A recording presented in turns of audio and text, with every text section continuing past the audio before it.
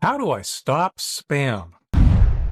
Hi everyone, Leo Notenboom here, still not an AI, for askleo.com. The short answer, of course, is that you can't stop spam, but you can manage it. Here's the original question. I receive about 300 emails daily. I have no one to help me, and I would like to be able to block all this crap. I'm not very smart about PCs and need some simple instructions to follow. If I continue to receive certain pornographic or offensive emails, how do I ban them? If I open it up to get their email address to try and block them, what happens then? I need all of the help that I can get because this is too much to take care of daily. I do delete my history daily, but I don't think it helps in blocking them. I use Yahoo as my email provider and I'm on Windows. So assuming that you mean you get 300 spam emails a day, I agree. That's a fair amount. Between all my various email accounts, I suspect that I probably get around the same. The question is not how to stop spam. There is no way for you or me to stop spam. The better question is how to deal with it so it's a minor annoyance rather than an overwhelming chore. And of course, how to avoid or at least minimize what spam you do get in the first place. Sadly, as I updated the article on which this video is based 12 years after its initial publication, very little has changed. The bottom line is that anyone who has your email address can send you email. Period. That's how email is designed to work. That's good in that anyone who knows you and your email address can communicate with you via email. It's also bad because anyone who knows your email address can send you junk trying to sell you stuff or get you to download malicious attachments or fool you into handing over private information when you shouldn't. On the surface, email blocking or banning seems like the perfect solution. But if you look deeper, spammers work around it instantly. Blocking simply tells your email provider or email program to discard any email you get from a specific email address. Unfortunately, spammers send email from fake addresses. They typically use a different fake email address on every message. I would guess that your 300 spams every day are from 300 different email addresses. And those are 300 different email addresses from the 300 spams you got yesterday, and the day before, and the day before that. The fake from addresses are sometimes designed to look like they come from your friends and acquaintances. If you block one of those because you got spam from it, well, then you've blocked your friend who had nothing to do with the spam in the first place. Blocking just isn't a viable approach. And for the record, deleting history does nothing when it comes to spam. I often hear from people who click on the unsubscribe link that is sometimes included in spam emails. Don't do that. Clicking on an unsubscribe link in spam will get you more spam, not less. Spammers do not honor unsubscribe requests. In fact, many use unsubscribe requests as a way to identify which of the millions of email addresses they're using belong to real people. Those email addresses are more valuable, and as a result, they will get more spam. Now, there's an important distinction to be made here. Do use unsubscribe links from reputable providers such as the people you know and the mailing lists you actually signed up to join. Don't use the unsubscribe links in emails you don't recognize or that are obviously spam. What does work are good spam filters. Spam filters work by looking not just at where the mail came from, but the nitty-gritty technical details of what's inside, what's it about, what it says, how it says it, and, perhaps most importantly, how many other people are getting that same email message at the same time, and of those, how many of them marked it as junk. If it looks like spam, the email is placed in your spam or junk mail folder instead of your inbox. You never have to see it. Of the hundreds of spam emails I get every day, I'd say fewer than 5, perhaps even fewer than 1 or 2, actually show up in my inbox. If you have 300 spam emails arriving in your inbox every day, I'd guess that you're not protected by a spam filter at all. If you have 300 spam emails arriving in your spam folder every day, well, that's the system working as it should. Now, if you're using webmail like Yahoo, you have a pretty good spam filter available to you already. Most modern email programs like Outlook or Thunderbird also come equipped with a spam filter. Most enable it by default, and most allow you to tweak just how aggressive it is in the program's settings.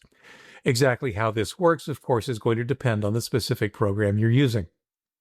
However, just because you have a spam filter doesn't mean you're done. The default spam filter offered by most email services or most programs is typically relatively good, but you can and should make it better. You make it better by telling the service every time you find spam in your inbox. When you see spam in your inbox, right-click on the message and click Mark as Spam or its equivalent. The message will be moved to your spam folder. Doing this, for example, tells Yahoo that messages like this are spam. It then takes that information and uses it to refine its spam filter to get better at automatically detecting spam in the future. Now, this could be either globally, if enough people say the same things about emails like that, or perhaps just for you if the system's spam filter supports that level of personalization. Keep doing that, and the amount of spam you find in your inbox should decrease over time. If you're using a system other than Yahoo, such as Gmail, Hotmail, or any other service, or if you're using an email program like Outlook or Thunderbird or Windows Mail, take the time to learn its spam filtering features. Most now have this type of learning spam filter that relies on your marking spam in your inbox when you find it. People sometimes worry that they may lose email that is incorrectly filtered as spam.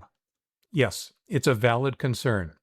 You should occasionally check your spam folder to look for email that has mistakenly been filtered as spam. But, and this is important, instead of just moving that email back to your inbox, mark it as not spam instead. This does the opposite of what the mark as spam option does. It tells your email service or program that the selected message is not spam. The spam filter is then adjusted accordingly. As with spam, it may take correcting a few false positives before the filter starts getting it right consistently. I really dislike challenge response spam blockers. Those are the systems where the first time you send someone a message, you get an automated response that includes a hoop you need to jump through to prove that you're human and not a spammer. Typically, it involves filling out a CAPTCHA or something similar. When you use those kind of systems, you're placing the burden of blocking spam on all of the people trying to send you email. At the same time, you're likely to miss mail that you actually want, such as automated confirmations of your online purchases or bank statements. I just don't recommend this as an approach. Now, as I said, there's no way to stop spam, but there are ways to deal with it that make it less of an issue. Similarly, there's no way to prevent it from starting. Eventually, all email addresses get spam. What you can do is avoid asking for spam. Asking? Yes, absolutely. We ask for spam in several different ways. For example, posting an email address publicly. If your email address is visible on a web page somewhere that anyone can visit, then anyone includes spammers. They harvest email addresses from web pages on the assumption that they are more likely to be real, active email addresses than simply guessing randomly. Responding to or acting on spam. Replying to any form of spam signals the spammers that they have a real-life person at this email address and that they should send you more spam. Lots more spam, even if you ask them to unsubscribe you. Similarly, acting on spam, such as clicking on a spammer's link or, good Lord, purchasing a product through spam, also tells spammers, we got a live one. Enabling pictures in spam. The reason pictures are disabled by default on most spam-filtered email services is that the mere act of accessing an image so that it can be displayed can tell a spammer, once again, they have a real email address.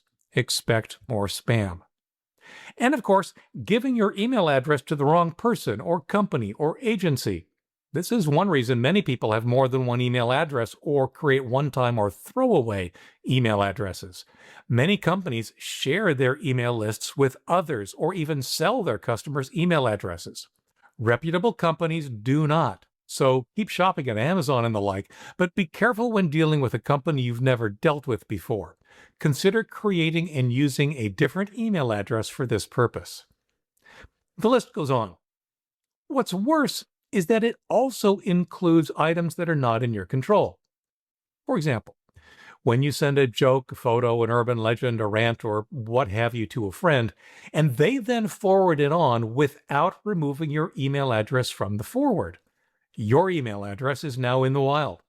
Worse, when a friend sends you an email like that and does so by putting you and 200 other people on the to or CC line, they've just advertised your email address to everyone else who got that email.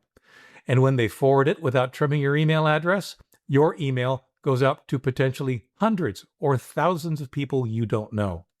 And some of those are spammers. There's nothing you can do except perhaps reach out to your friends and teach them not to do that, but by then it's too late. That's one of the reasons I say that sooner or later, every email address will get spam. The simple bottom line: mark spam as spam and get on with your day. You can't stop it, but you can manage it so that it becomes less of an annoyance. If that spam is landing in your spam or junk folder, then things are working as they should. For updates, for comments, for links related to this topic and more, visit askleo.com/5979.